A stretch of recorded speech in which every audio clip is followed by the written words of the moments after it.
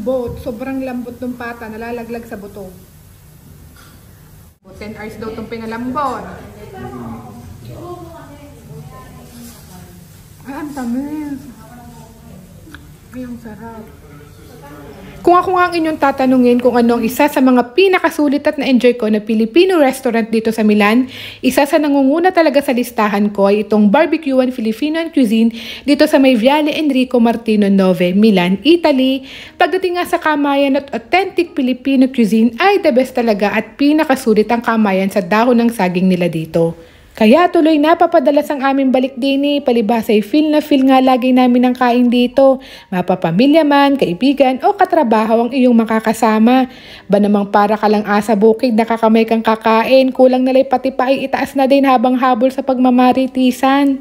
Tatyo, longganisa, daing ng bangos, mga pork barbecue, ito'y ayun nga, kaya ako'y napabalik din gawa ng nabalitaan ko ay may bago at dagdag sila sa menu.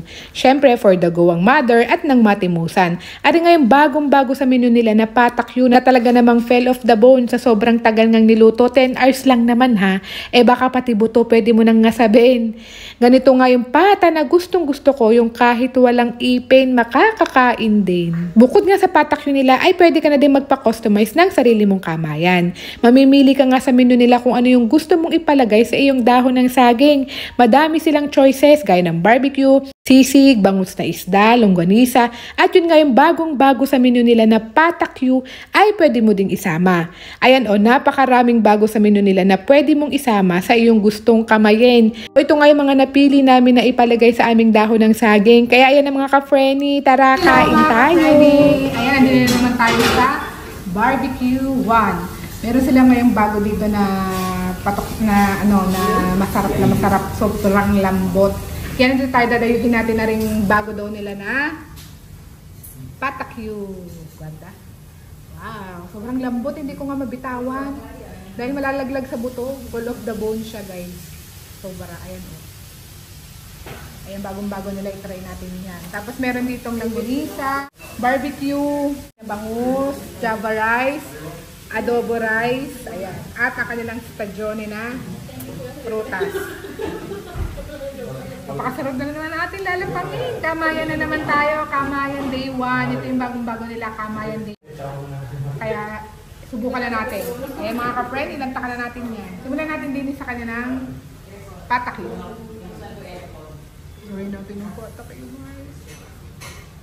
Yung mga beshi, grabe yun. Ano? Sobrang lambot. 10 hours daw itong pinalambot. Ay, ang tamis. Ay, ang sarap. Ay,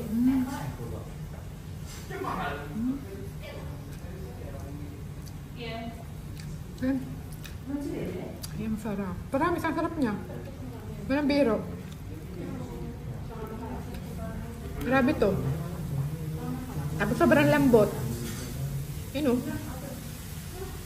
Grabe. Hindi na kailangan ng sauce.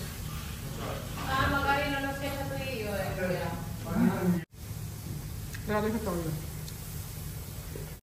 Ito naman yung kanilang adobo rice. May dahon pa ng laurel. Are, kainin natin adobo rice.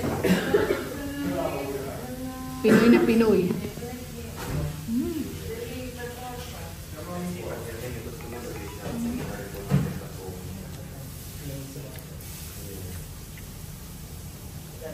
Shanghai.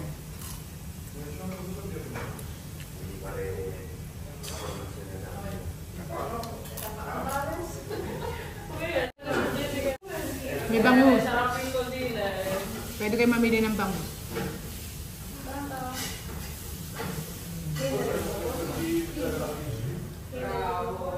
Suka.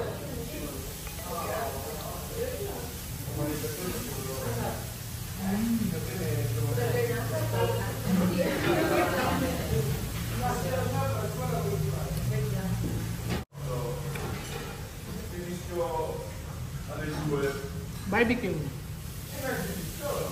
Masarap sa adobo.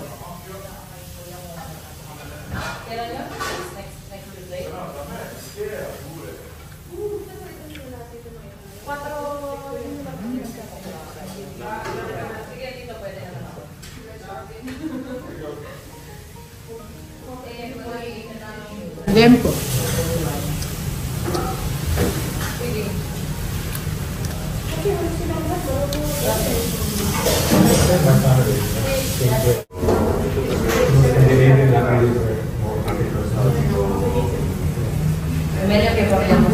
Masarap ng patak yun, promise. Maasim, manamis-namis siya, tapos lasang smoky. Parang ganun yung lasa niya.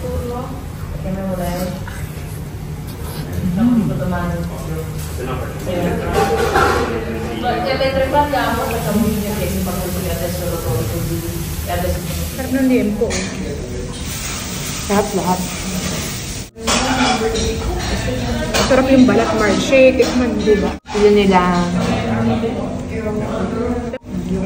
head, yung kataas-taasan. Dahil lang doon, binan lang sila. Mas tikman mo yung balat. Hindi man, tali mo dyan. Tapos, sausaw daw natin sa mangkumayan.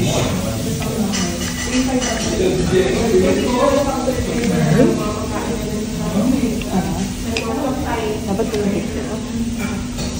picture.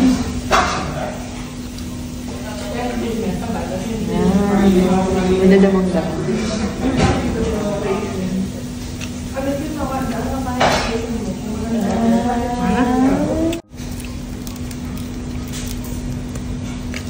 Trinidad mo. Libre ko talaga dito yung bonita. Ito talagang paborito ko. Ako din. Naliling tinta nila, no? Buli yung bonita. Saka yung mga kanin na doon sa loob. Yeah.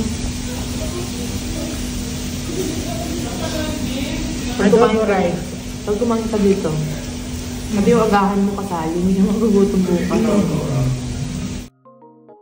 Kung sulit nga nakamayan ang hanap nyo, para sa akin, panalo talaga dito sa Barbecue One. Yun lang, thank you for watching and see you on our next food trip. A la próxima. Ciao!